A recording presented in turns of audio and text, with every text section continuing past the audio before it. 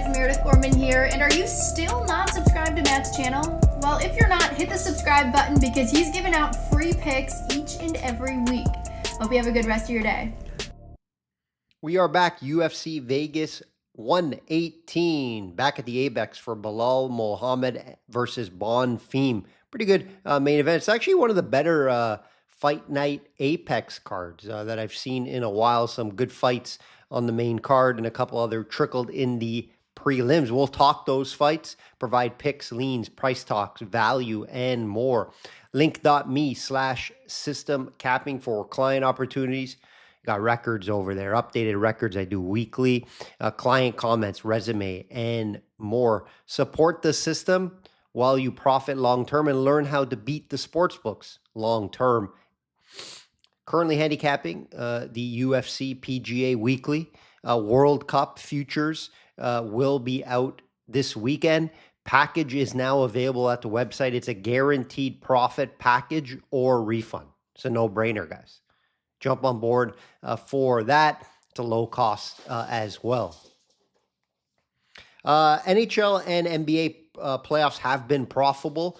We got a couple bets pending in the future market there, but it will be a profitable playoffs for myself. Remember, I don't bet the regular season much in the NBA or NHL. Playoffs, though, easier to handicap throughout. Start off the year in the NHL, I had Vegas and Carolina to make the finals, plus 950. So it doesn't matter who wins for me. So I got a little lucky there, of course, but hey, they were the two bet. I had them. I thought Edmonton was pretty good as well, Colorado, but I pulled the trigger on these two. They made it to the finals, so lucky there. It will be a nice cash no matter who wins. I'm also on the over 5.5 games, so hopefully it goes 6 or 7 in the NHL there. Like this video, guys, if you're watching on YouTube, podcast platform, Spotify or Apple, please review, share. It does help out a ton, guys.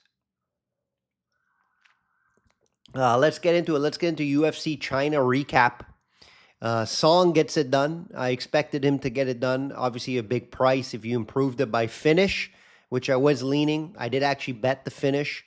I had a small insurance bet on decision. I wasn't 100% confident he was going to finish Figgy, and he did it in a strange way by submission, and it was Figgy's favorite submission, the rear naked choke. So that was interesting to see. I wouldn't have predicted that Song would get a submission, but I did predict he'll get a finish somewhat throughout the fight, so we did back him there, and he was able to do so. Big win for him in China. A lot of Chinese fighters did not do well, so Song coming through for China was great. My favorite underdog on the card, Menefield, cashed plus 220. I didn't bet it, though. I stayed off it. I wish I bet it. He was my favorite, though, on the podcast, plus 220. A good value there. I thought if it did get into a slugfest, then, I was leaning Zhang to find a KO, but if it did get into a slugfest, it's a 50-50 fight.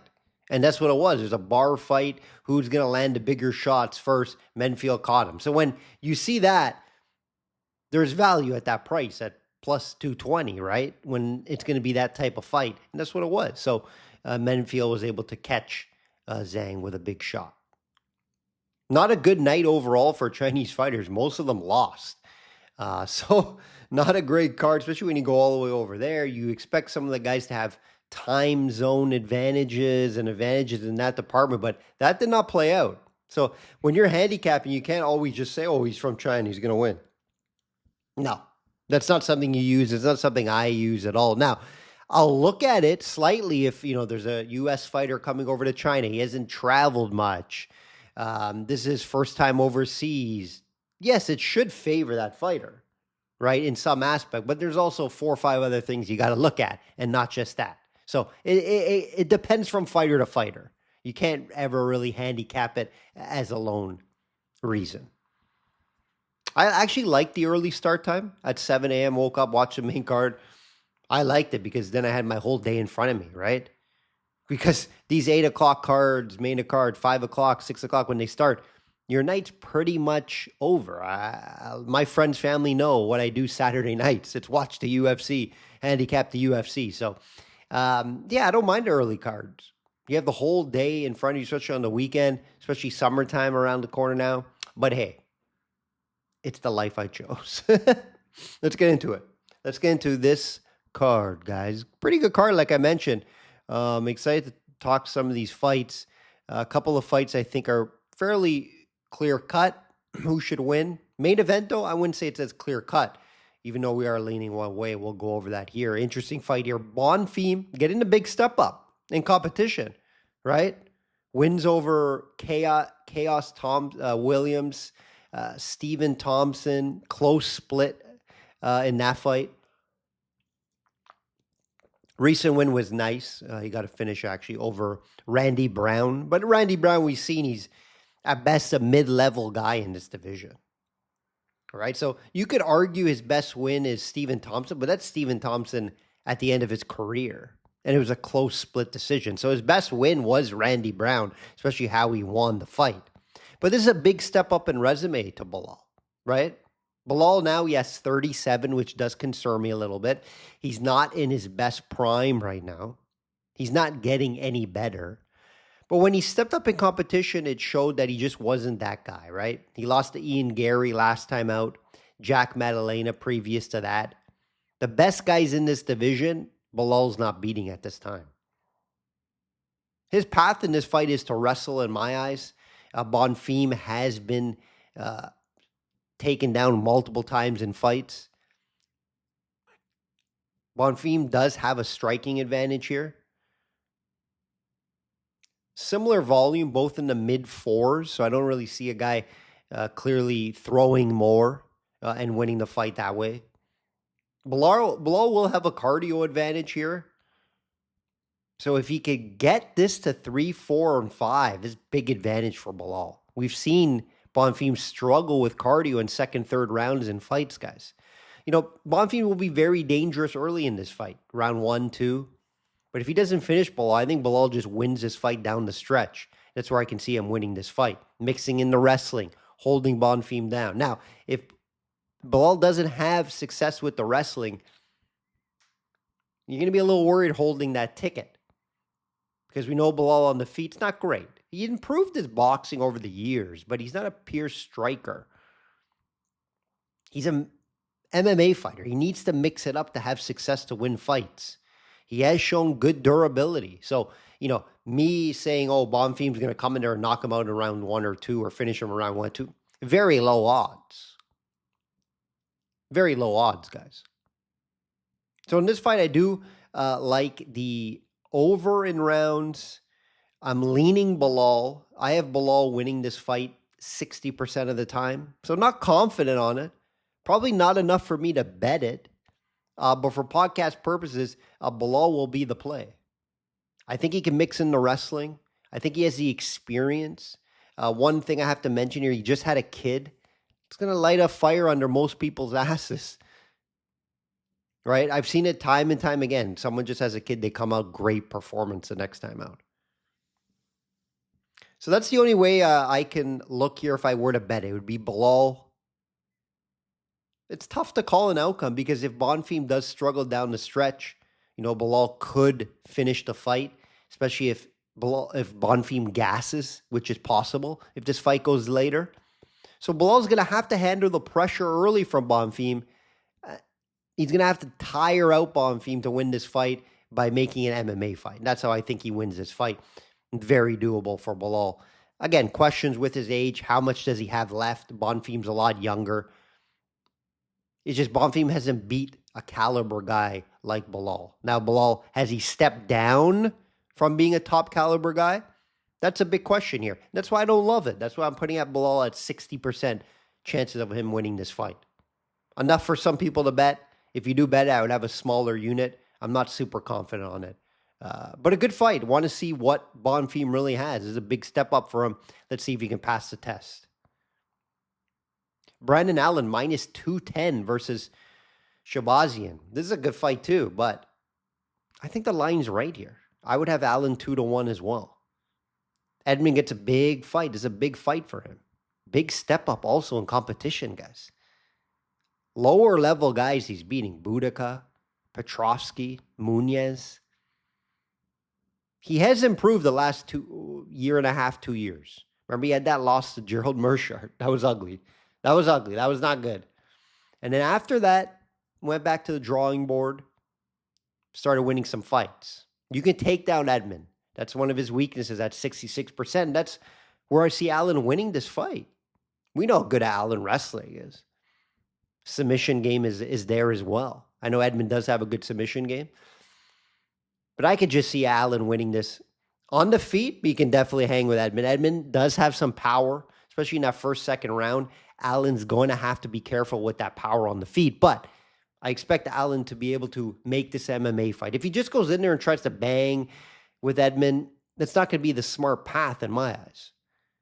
Allen's going to have to wrestle, strike, wrestle, make this an advantage in his eyes, right? The minus 210 is an accurate price if he does that. If he goes in there, stands and bangs with Edmund, Edmund has power on the feet, he could hurt Allen. But the only way I can look here is the Allen way. He's coming off some big wins, guys. The Ritter, Vittori. He's not too far from a title shot. This is almost a step down in competition here. I don't really get this. I think he just wanted to be active, to be honest. Division's probably, tied up at the moment. I expect him to win this fight. Again, I have around 70% chance, enough for me to back and bet. Edmund could win the fight. It's just lower odds. And I think the only way he could win this fight, due to Allen mixing in takedowns and scoring points throughout in the rounds, we know Edmund does gas too later in fights. Edmund would have to catch and finish Allen. So I have that at lower odds. Possible, of course, but I have it at lower odds. Zaim, minus 315 versus Nolan, plus 250. I like Zam to win this fight. Hate the price. I had Zam more, 2-1 favorite here. Nolan, very good guy. A lot of good skill set. I think his durability could be questioned at times. But Zaim, he's just on a hot run right now. He really went back to the drawing board. I call it the Bat Cave, right? To improve. Nolan now 4-1 in the UFC. Lower level wins, though, over guys like Victor Martinez, Reyes, Borachav. He's struggling in that fight. Campbell. It's just very low level wins, right? Zaim, 6 wins in a row now, guys. After that 2-2 start in the UFC, remember they cut him. Then they had a card in France. They needed him, and he looked great. And he hasn't looked back. Zaim has wins over Favola, Mike Davis, good win there, and Sadikov last time out. And he showed how he improved with his wrestling, his grappling. He's a well-rounded guy. Sometimes he has low volume on the feet, which does scare me if the fight goes the distance and you're looking at judges not warranting wrestling or takedowns or bigger shots and looking at volume. Then, yeah, you get a little worried. So Nolan does throw more. But I have Zaim just a better MMA fighter all around here. So I do believe he can mix up the wrestling, even Nolan can wrestle as well. But I think Zaim has shown that he's going to be able to handle it. He just looked great, right? But Nolan, I've seen him rocked in multiple fights. He got knocked out against Moda. So Zaim could get a finish here. I'm not confident here on the finish or not, because he has about a 50% finish rate during this comeback, or at least recent wins. So you're kind of flipping of a coin there. But yeah, I would lean the finish for Zaim, but I like him more here on the money line, even though I hate the money line price. He would have to fit into a 2-fight parlay for me this week. You could even look at the market lines here, guys. Plus 195 TKO KO and decision, same price, plus 195. So you're flipping a coin there, but definitely great value if you can pick out a outcome. You're changing that 195 to 350 from 315. So I think you could lean the finish, but I don't love it. Mitchell minus 140 versus Luna plus 150. Interesting one here. And the line is telling you this interesting because everything's kind of against Luna. He's taking this on short notice, Luna, but he's a younger guy, 21. I don't think it's going to factor in too much. Mitchell You think his path, oh, if you don't do the research, you think, oh, yeah, Mitchell can just wrestle this guy, use his veteran experience to win this fight. Luna is a Mexican wrestler, guys, not a Mexican boxer. 8-0 fresh, 21. That does scare me. But I'm going to lean Luna here due to he actually is going to have a striking advantage over Mitchell. I think he's well-rounded, but he has a wrestling background. He's like a Panamanian. He fought there. I don't know if he won or not, but he does have a big wrestling background. That's what he's known for. So I don't think Mitchell's going to have success just bringing him down. I think Luna could take down Mitchell. So again, I don't love the price. Plus 115, not excited about it. I wish it was higher. But the books kind of know about this guy. They know about him. So, again, Mitchell, how committed is he? He's living his farm life. His training's not the best. I don't believe he has a ton left. Now, we've seen him just out-wrestle guys, grapple, and just win fights like that. I don't think he could do that here. And that's why I do like Luna here, even though I don't like the age, I don't like the inexperience. That's why I can't be all excited about it, because Mitchell does have the experience. He's fought the much better guys, and is a young guy still. So I have to mention that. But I think Luna could use his striking here and win this fight on the feet. So yeah, the play is going to be Luna for podcast purposes. Hasn't made my client card as of yet due to those two concerns. The age, the limited experience in big fights. Mitchell does have the resume advantage. Last one we'll talk about here, the Polish Power. Boroniski, minus 400 versus Tafa, plus 300. There's one fight, I think, before this. It's Costa, Schnell. I'm done breaking down Schnell fights. And Costa's minus 700 favorite. Yeah, so he should win that fight. I'm going to be probably moving forward, if there's like a huge favorite, like minus 1,200 or minus, in this case, 700, I'm going to be removing that and maybe throwing in a prelim fight that I think is interesting to talk about. So we'll be doing that moving forward on the podcast. I think that's a great way, instead of just, the minus 1,200 guy should win, maybe take him by knockout. It's not a lot on analysis you got to do there, right? So, we'll be changing that up moving forward here. So, Polish Power minus 400 versus Tafa plus 300. This is the new Polish Power. Remember Jan with the Polish Power? This guy has some serious power, and we're going to call it Polish Power. The new version. All 8 fights, been wins, and they've been finished in the first round, guys. Only a few of them in the UFC, of course. But, one thing you can almost guarantee, guys, this fight is not going the distance. And this fight is a good chance it's going to end in round 1. The under 1.5 rounds I like. But Tafa's alive to hurt him too. Like, let me get this straight. Now, Tafa actually opened up as a favorite. It flipped big time. A lot of money's been coming on the Polish fighter. I'm on the Polish fighter as well here. It's just you can't bet him at minus 400 now. Lots of money's been coming in this week on him. Now, you can improve the price by finish. TKO KO minus 150. Not terrible. Not terrible, because I think that's how the fight's going to end. Now, I think Tafa could be live in round 1 as well. If this fight's just a slugfest, back and forth, 2 heavy punchers throwing, the Polish guy could get caught. We've seen him with not great defense in previous fights, but he's able to catch the guy usually first, bigger power than other guys. Tafa has some power, so I don't think he's totally out of it. Again, 7-5 fighter. Somewhat shorter notice, I heard as well. He has some low-level losses to like Tukos, Elakana. He's coming off a lower-level win over a Kevin Christensen, but just low-level Tafa competition. And I think the Polish guy's real deal. So he's the way I would have to look here. I think he wins his fight 70% of the time. So that's why I don't warrant the minus 400 here. But if you can improve the price of minus 150 by finish, that's the way to look. That's the way to look. Only way I can look here if I were to bet it. That will do it, guys. That will do it. Another UFC card is going to be in the books. Bunch of plays I gave out there, guys. A bunch of plays, bunch of free plays. I'll have a client card out Friday. Like I always say, guys, bet smart and know your limits. Enjoy this card.